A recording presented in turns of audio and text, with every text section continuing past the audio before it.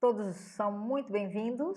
Aqui é a professora Maura Jussá Manuel, dando início à nossa aula número 6 do Novo Testamento 3, os livros de João. Nós já concluímos o Evangelho de João e hoje nós vamos dar início a um novo bloco, que são as 3 pequenas cartas de João, lá atrás, perto de Apocalipse, 1 João, 2 João e 3 João. Então vamos orar a Deus pedindo que Ele nos ajude. São cartas muito práticas, são cartas que nos ajudam a refletir sobre a nossa própria vida. Então curve a sua fronte e aí na sua casa ore a Deus para que Ele nos ajude. Querido Deus, nós te pedimos, na pessoa do Teu Espírito Santo que nos ilumina, que habita em nós, que Ele mesmo possa jogar luz sobre a palavra, de modo que nós entendamos aquilo que vamos ler e compartilhar. Abençoa cada aluno, abençoa a mim e permite, Pai, que esse tempo seja precioso e que mudanças possam acontecer através desse estudo. Essa é a nossa oração no nome poderoso de Jesus Cristo. Amém. Amém. Muito bem.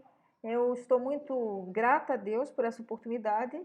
Gostaria de continuar a incentivar os alunos a fazerem as suas tarefas e também fazerem contato. As interações são muito importantes. Aqui nós só temos 25 a 30 minutos, então temos que fazer um estudo compacto, rápido, panorâmico, mas certamente as conversas, as trocas de mensagens, os telefonemas, os e-mails podem ajudar a tirarmos algumas dúvidas daquilo que não é explicado aqui pela limitação do tempo. Hoje nós vamos entrar de uma forma concreta na carta de 1 João. Essa é a nossa aula 6 e vamos trabalhar de uma forma específica sobre lições que podem nos ajudar a avaliar a nossa relação com Deus e com o próximo. É isso que nós queremos, que ao final desse estudo nós possamos sair daqui a refletir como anda a minha caminhada com Deus e como anda a minha caminhada com o meu próximo. Antes de entrar no conteúdo, como fizemos com o Evangelho de João, nós vamos falar rapidamente sobre algumas informações básicas da carta. Autoria e destinatário. O texto não diz claramente o nome de João. Então, em nenhum momento você vai encontrar João se apresentando como autor, como nós vimos claramente nas cartas de Paulo, não é? Normalmente Paulo se apresentava nas suas cartas. Aqui nós não vemos isso. O que nós percebemos é que nos capítulos 1 e no capítulo 4 também, há referência de que a pessoa que escreveu era uma testemunha ocular, alguém que viveu e conviveu com Jesus. Nós vamos ver isso nos textos a seguir, mas é muito importante perceber. Quem escreveu, o autor, era alguém que conviveu, que foi testemunha ocular, quer dizer, que viu e ouviu. E aquilo que escreveu é fruto desse seu testemunho. Também nós temos que nos lembrar que quando João escreveu, ele escreveu para os crentes do primeiro século. E aqueles que viviam numa região ao redor da igreja de Éfeso, e que naquela época o que reinava era uma doutrina falsa, uma heresia chamada gnosticismo. Então, quando João escreve não somente a primeira, mas a segunda e a terceira carta, ele tem esse contexto onde doutrinas falsas estavam a reinar. Ele então apresenta a verdade para que as pessoas possam comparar a verdade e o erro. Então, era por volta dos anos 80, 90, como eu disse, esse período onde havia muita perseguição. Talvez essa é uma das razões pelas quais ele não se apresenta claramente. Vamos perceber então para quê? Qual o propósito de João ao escrever essa primeira carta? Qual era o seu objetivo? O que nós percebemos é que ele tinha como alvo encorajar os crentes a viverem uma vida coerente de comunhão com Deus e com o próximo. Amar a Deus e amar os seus semelhantes. Portanto, o que nós podemos dizer é que o alvo de João era mostrar os critérios de uma crença, de uma fé, de uma vida verdadeira, para fazer então um contraste com aquilo que era a doutrina falsa. Havia outras doutrinas reinantes, mas não eram doutrinas verdadeiras. E ele mostra então os critérios que mostravam de alguma maneira quais eram as evidências de que alguém tinha a fé de verdade. Então, isso se mostrava através de uma relação com Deus e numa relação com o próximo. Gostaria de, antes de entrar na estrutura do livro e como João divide esses 5 capítulos, mostrar uma semelhança no prólogo. Lembram vocês que o Evangelho de João também começa com um prólogo. Prólogo é uma introdução. Lá em João, o Evangelho de João, nós vimos que diz: no princípio era o Verbo estava com Deus, o Verbo era Deus. Tudo foi feito por meio dele. Tudo, ele participou da criação. E se não fosse ele, também nada teria se feito. E diz que esse verbo que estava no princípio, ele habitou entre nós, encarnou-se, e nós vimos a sua glória. Interessante porque a primeira carta de João também começa com a mesma expressão. O que era desde o princípio. Olha a mesma palavra. O que era desde o princípio. No princípio era o verbo. Aquele que estava antes de nascer, o que era desde o princípio, aquele que era o Cristo pré-existente. Esse Cristo pré-existente, ele veio à Terra. E diz o texto, vamos ler por favor, 1 João, capítulo 1, verso 1 a 3. O que era desde o princípio, está aí na sua tela, você pode ler comigo. O que era desde o princípio. O que temos ouvido, o que temos visto com os nossos próprios olhos, o que contemplamos e as nossas mãos apalparam a respeito do verbo da vida. E a vida se manifestou, e nós a temos visto, e dela nós damos testemunho e vou anunciamos. A vida eterna, a qual estava com o Pai e nos foi manifestada. O que temos visto e ouvido, anunciamos também a vós outros, para que vós igualmente mantenhais comunhão conosco. Eu sublinhei algumas expressões que são comuns à primeira carta de João, mas também estavam lá no Evangelho de João, o que era desde o princípio. Ele se refere a Jesus também como o verbo da vida. É interessante, porque lá era o verbo, aqui é o verbo da vida, dando a ideia de que Jesus é esse evangelho encarnado, esse evangelho que toma a forma de vida humana e vem e se manifesta e vive conosco. É por isso que João coloca que os nossos olhos viram, as nossas mãos apalparam, quer dizer, nós fomos testemunhas oculares. Tudo que estamos a partilhar nesse livro é fruto de experiência. Amém? Então, essa introdução abre justamente para que nós possamos perceber como é que João organiza o seu pensamento. O livro de João, ele pode ser dividido em 2 partes.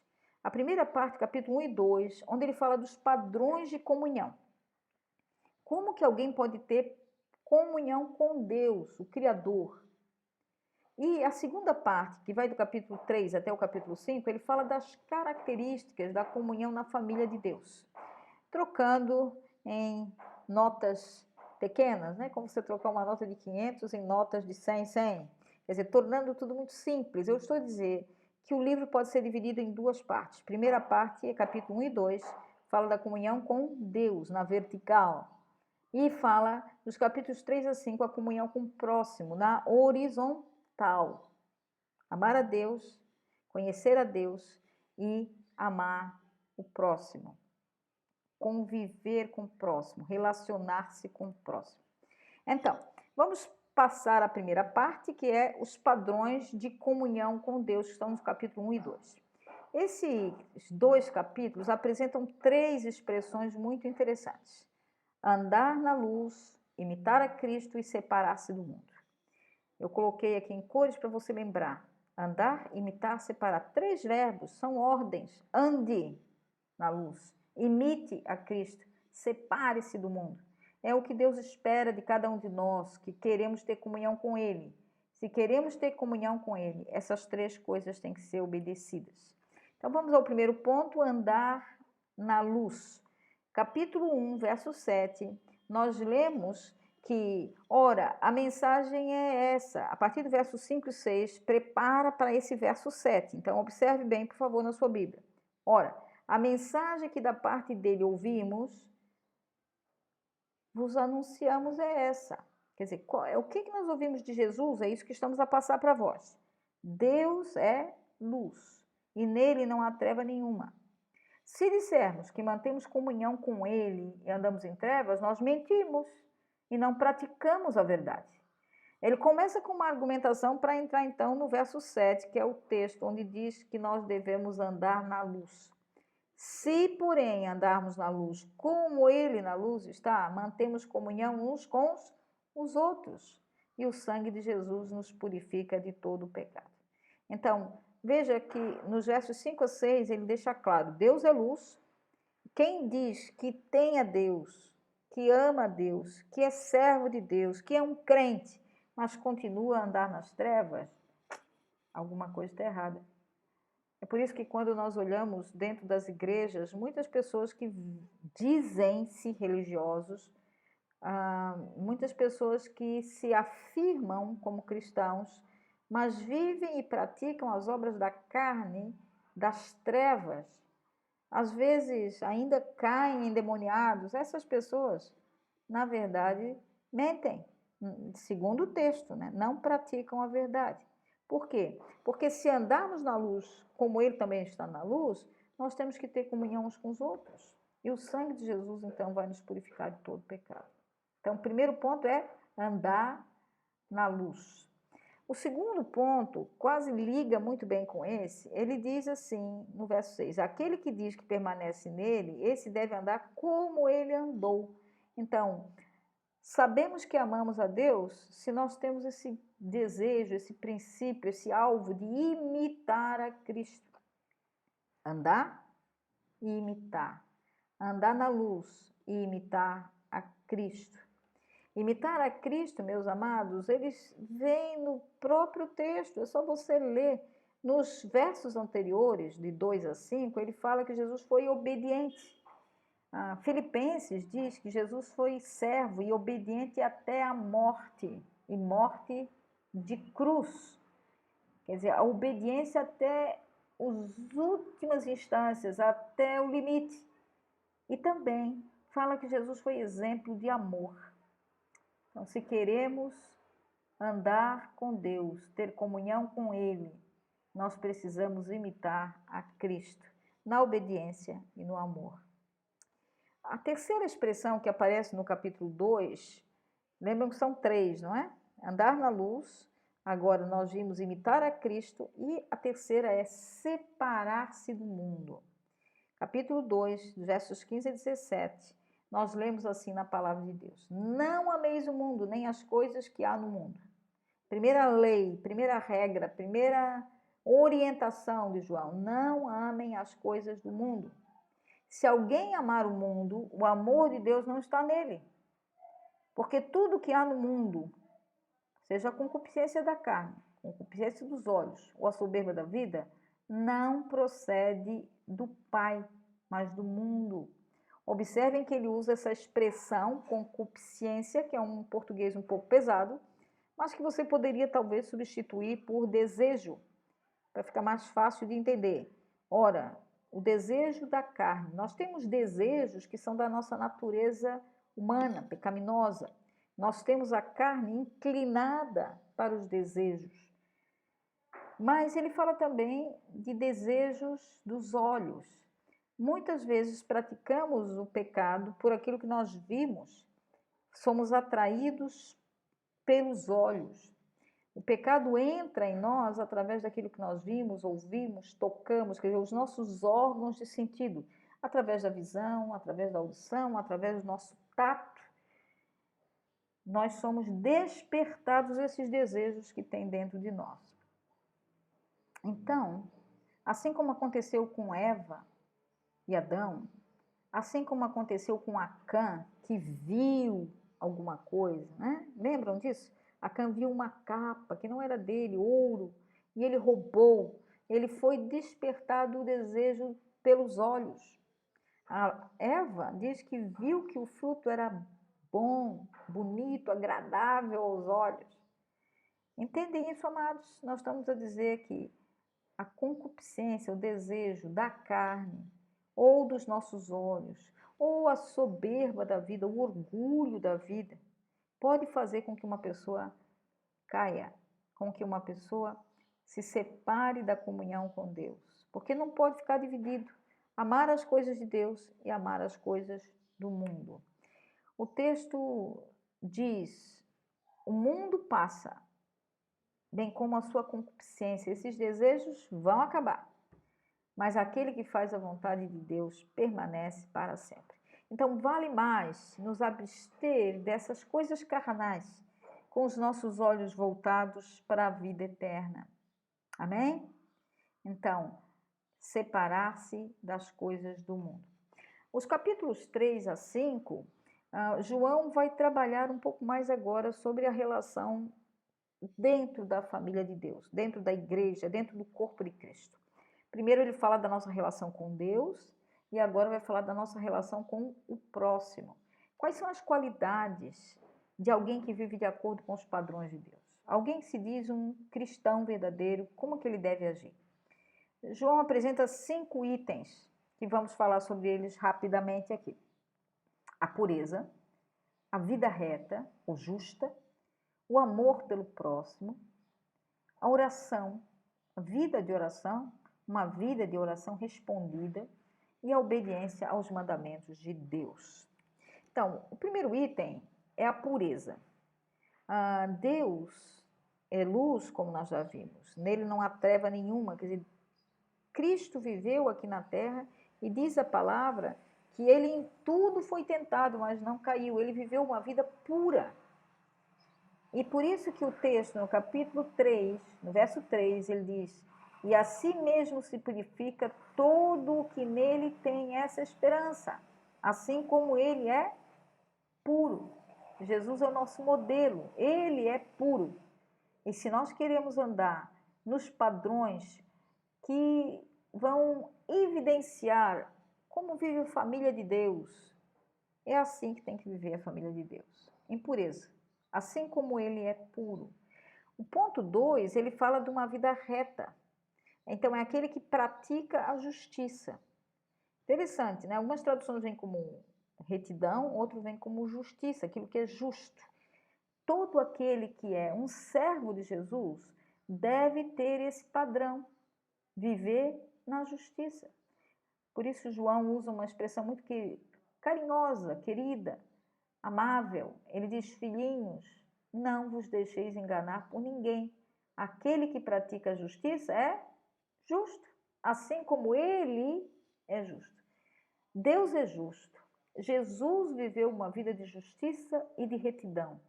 Então nós temos que tomá-lo como exemplo. Por isso que ele diz: ele é justo, ele é reto, ele é puro, como vimos no verso anterior. Então, por isso nós também devemos ser. Jesus é o nosso modelo.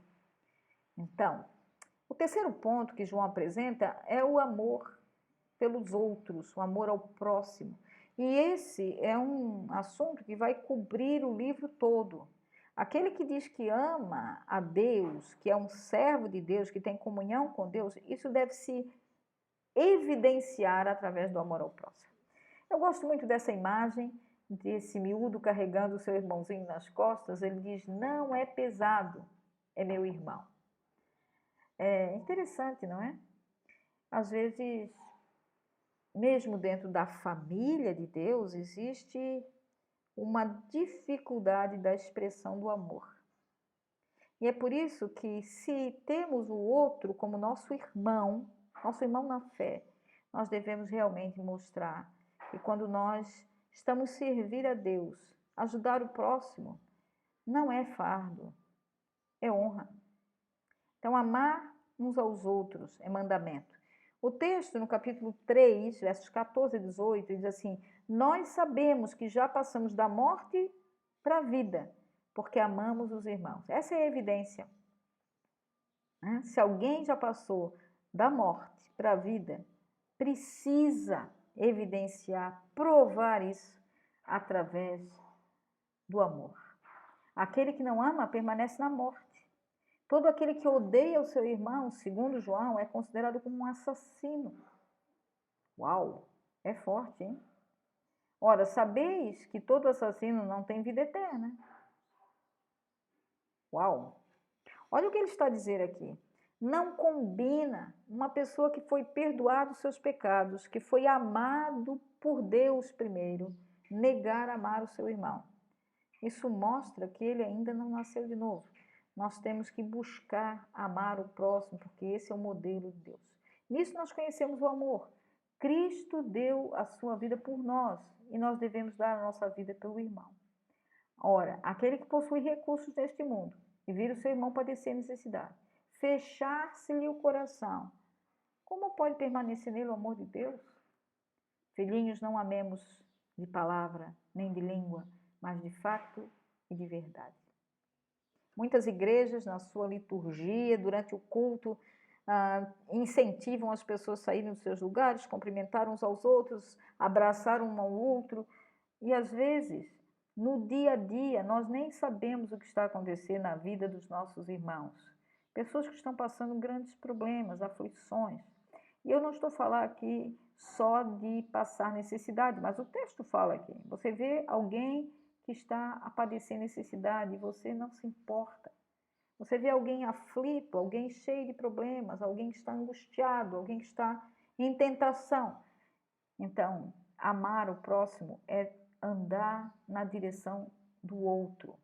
Amar não apenas de língua, não de discurso, não só de liturgia, onde nos abraçamos, mas de fato e de verdade. Amém?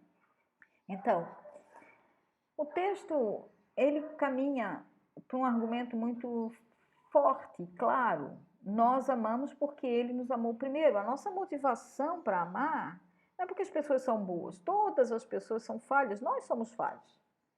Então, nós temos que perceber que temos esse mandamento do amor motivados pelo fato que Jesus nos amou primeiro, apesar de nós. Nós somos tão pecadores, nós temos tantas falhas. E mesmo assim, Jesus não nos rejeitou. Então, nós temos que amar o próximo. Se alguém disser que ama a Deus ou odiar o seu irmão, ele é mentiroso. Aquele que não ama o seu irmão, a quem vê, como pode amar a Deus a quem não vê? Uma pergunta, que João está a lançar é: qual é a lógica disso? Você diz que ama a Deus, mas Deus é bom, Deus é maravilhoso, Deus nos cuida, Deus nos protege, Deus nunca fez nada. O desafio é amar aquele que está à nossa volta, amar ao próximo, porque os homens que estão à nossa volta, muitas vezes vão cometer falhas, vão nos machucar. É por isso que nós temos que confiar em Deus, para que possamos cumprir esse mandamento. Aquele que ama a Deus, ame também o seu irmão. O quarto ponto que João coloca é a oração respondida.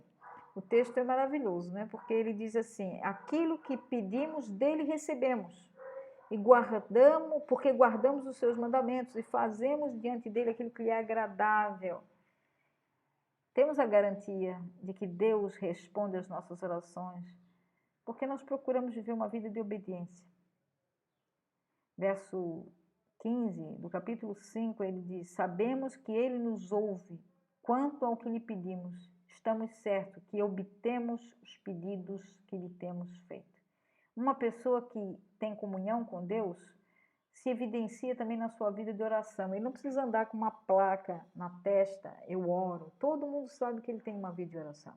E os pedidos que ele faz são aceitos diante de Deus, são recebidos, porque diz aqui o texto, ele guarda os mandamentos. Então isso liga com o último ponto, que é a obediência. Aquele que ama a Deus obedece os seus mandamentos. Quer dizer, não tem lógica alguém dizer que ama a Deus, mas na família de Deus, na convivência com Deus e com o próximo, os mandamentos não são obedecidos. A igreja tem que se tornar um padrão a ser copiado pelo mundo. Uma vida de obediência, de coerência. E por isso, meus amados, que o texto diz assim, no capítulo 5, dos versos 3 a 5. Este é o amor de Deus, que guardemos os seus mandamentos. Ora, os seus mandamentos não são penosos, porque tudo que é nascido de Deus vence o mundo. E a vitória do que vence o mundo é essa, a nossa fé. É através da fé que faz com que nós tenhamos força para vencer os desafios e guardar os mandamentos de Deus. Por isso que ele diz que os mandamentos de Deus não são penosos, porque temos fé. Quem é que vence o mundo, senão aquele que crê em Jesus? Uma pessoa não consegue vencer e sair do pecado sozinho por sua força. É através da fé em Jesus. Por isso, amados, na parte final, eu gostaria de desafiar você a ler o livro de ponta a ponta. E à medida que você lê, vá fazendo essa comparação, porque o livro é cheio de contrastes. Ele fala de luz, ele fala de trevas. Aqui tem os textos, você pode depois lê-los em casa, mas veja, cada dia tem que decidir, eu quero andar como um filho da luz ou como alguém que vive em trevas. As obras da luz e das trevas são apontadas por Paulo lá em Gálatas. Lembram isso? Gálatas, ele fala de andar no espírito e andar na carne. Luz e trevas é a mesma coisa. São dois padrões que não combinam. Então, alguém que é nascido de Deus tem que andar na luz. Ele fala do amor do mundo e o amor de Deus. Se eu quero amar o mundo, não posso amar a Deus. Se eu quero amar a Deus, eu não posso andar nas coisas do mundo. Eu tenho que fazer uma escolha. Decidir andar como filho de Deus. Ou se eu quero andar como filho do diabo. Forte. Mas nós temos que saber a quem nós seguimos. Se eu quero andar como um filho de Deus, eu não posso praticar as obras do diabo. A Bíblia fala que o diabo veio para matar, roubar e destruir. É inconcebível que haja roubo, desvio dentro do reino de Deus, dentro da casa de Deus, porque isso é obra do diabo. O diabo veio para roubar, matar, destruir, mentir. A Bíblia fala que o diabo é o pai da mentira. Por isso que é inconcebível um crente mentiroso. Estão a perceber como o livro é cheio de contrastes? Ele fala do Espírito Santo, mas ele fala também do anticristo, aquele que é contra Cristo. Então, leia isto na sua Bíblia, comece a comparar e veja como é que você quer viver. Eu fecharia esse livro com a seguinte conclusão. Não basta conhecer a verdade, tem que viver a verdade. Para vocês que são alunos, especialmente de teologia, às vezes o desafio é esse. Pessoas começam a conhecer mais a Bíblia e muitas vezes não praticam aquilo que conhecem. São capazes de mencionar textos bíblicos, mas às vezes quando saem dos seus cursos teológicos, têm uma vida que não combina com a verdade. Viver na verdade e não somente conhecer a verdade. Por isso que João faz um apelo, filhinhos, não amemos de palavra, de língua, mas de facto e de verdade. Nisso conheceremos que somos da verdade. Havia uma doutrina falsa, há muitas doutrinas falsas, aqui e em toda parte do mundo. Como é que vamos conhecer que somos da verdade? Se nós temos um discurso, nós temos uma prática. Não basta o discurso, nós precisamos praticar a verdade. Amados, amemo-nos uns aos outros, porque o amor procede de Deus. E aquele que ama é nascido de Deus e conhece a Deus. Aquele que não ama não conhece a Deus, pois Deus é amor. A nossa vida fala mais alto do que aquilo que nós pregamos.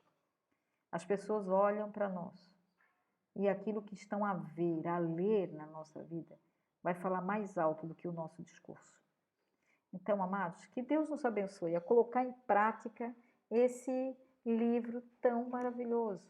É um livro pequeno, 5 capítulos, mas que fala de muitas coisas. De retidão, de justiça, de como viver uma vida pura, santa, Ele fala do amor ao próximo, do amor a Deus. Fala de imitar a Cristo.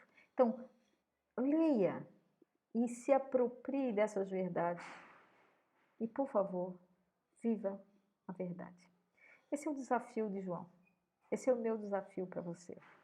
Que Deus nos abençoe, a você e a mim, para andarmos sempre na verdade. Até a próxima semana.